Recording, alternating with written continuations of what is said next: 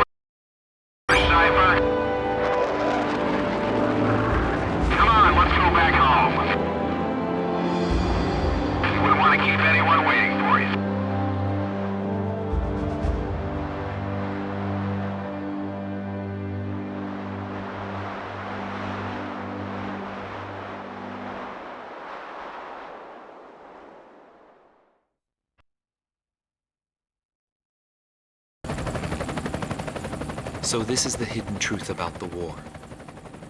And this is where his trail ends as well. The impact of the 7 nuclear detonations on the world's psyche was great. Those who witnessed the carnage went on to organize a global arms reduction. Perhaps they were admonishing themselves.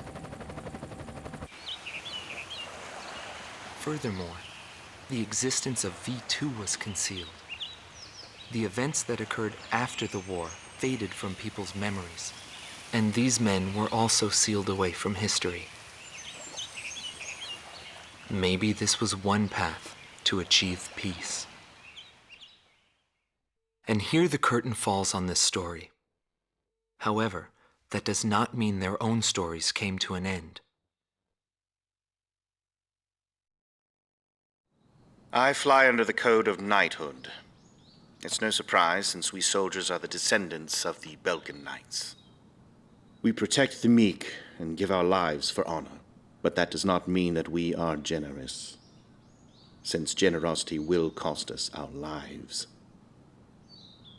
If the pilot survived to the end of the war, he must have carried out these rules. I bailed out and landed here. The captain was gone. I've lived a comfortable life since then, and I probably have him to thank for that.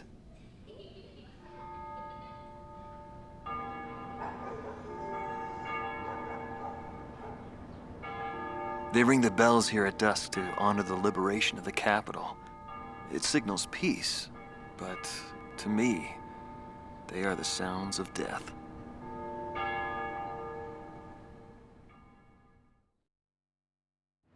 When a fighter plane goes down, that's the end. It disintegrates into pieces. Incinerated beyond recognition. It's a scary thought. But it also makes you feel alive. I left the military, but I still fly that sky. But, it's pretty lonely up there all by myself.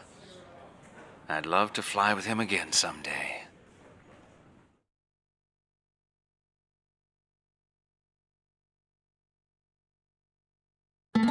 Marcela Vasquez, the Espada team's number 2 and former member of the Sapan Air Force, 9th Air and Land Division, 11th Tactical Fighter Squadron.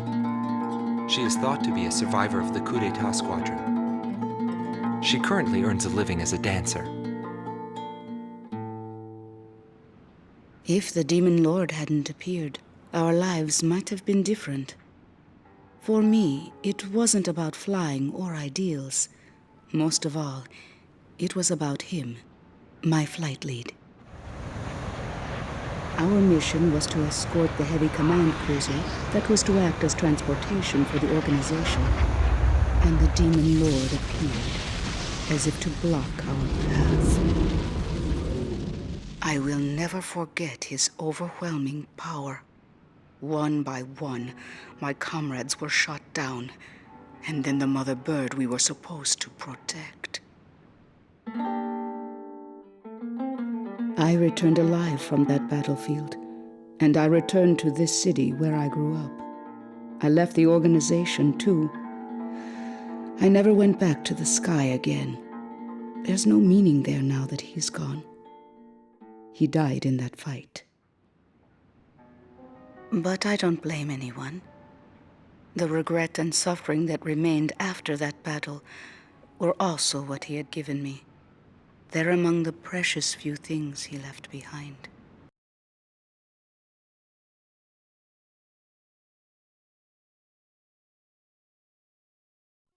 Anthony Palmer, former lieutenant of the Ocean Air Defense Force, 8th Air Division, 32nd Tactical Fighter Squadron. He's been missing for some time, along with Captain Bristow of the same unit, since the decisive Battle of Valdreich. Captain Bristow is rumored to be one of the founding members of A World with No Boundaries. Palmer's ties to the captain have led many to believe that he is a high-ranked individual within the group. He currently works for an insurance company based in Aurid, the capital city of Osea. Demon Lord was right. Everything he touched fell apart. I thought I was watching magic. When I was in the military, they called me an ace too. I got medals for my actions on numerous battlefields. I never felt fear toward an opponent. The same went for my ideals. I wasn't afraid to take on even an entire country. But when I was fighting him, something felt different. At first, I didn't know what it was. It wasn't until I noticed my hands shaking on the flight stick that I realized. It was fear. It's embarrassing, but once I felt that, I couldn't fly anymore. I felt guilt toward my companions at the time. There's always a war somewhere, and I'm sure he's on some battlefield somewhere fighting even now. He'll always have a place to live.